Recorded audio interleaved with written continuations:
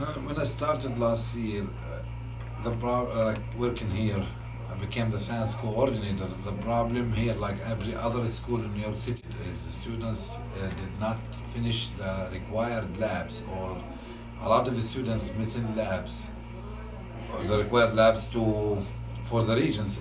And here we have like when I started last year, more than 40 to 45% of the students are lacking labs. Wow. So when I started last year, I was like looking for ways and methods to fulfill the lab requirements, and having like one superintendent suggested that we can do labs online, and some schools did use it before me. So in February, I went ahead and I called Jane in California, and she described the labs. We purchased them; they're very cheap compared to other services such as Blade or other companies.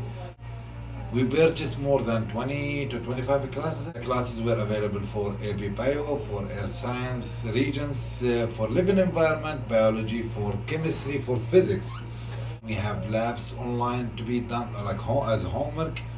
A lot of the students went ahead and make up the required labs online. Before June, we were able to increase the number of students who sat for the regions by 16%. Every student who sat for the regions was qualified to sit down for the regions.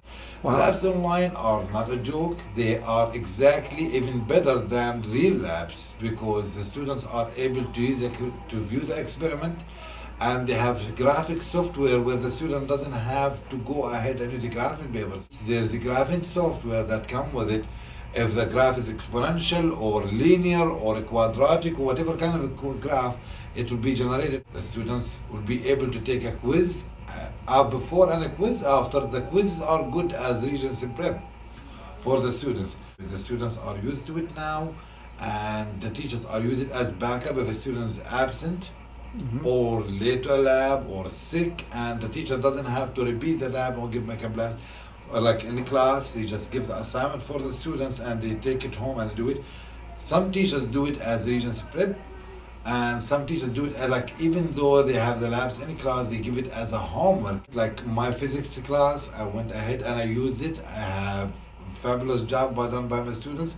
Earth science, we unluckily we have one teacher who have to leave the school, and we have to catch up with those kids, and we were able to make up for 2 classes. We made up more than 300 labs. Student made up like an average of 5 labs.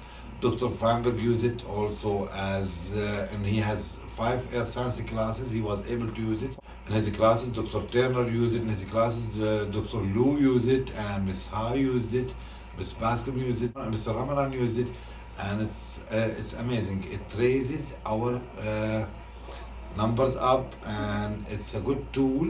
Like, you always in touch with the people who are the tech supports, and you give suggestion and they fix things for you.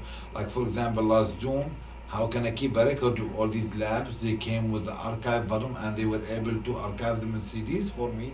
And if you ask for a printout, they will do the printout for you on PDF. The labs were available.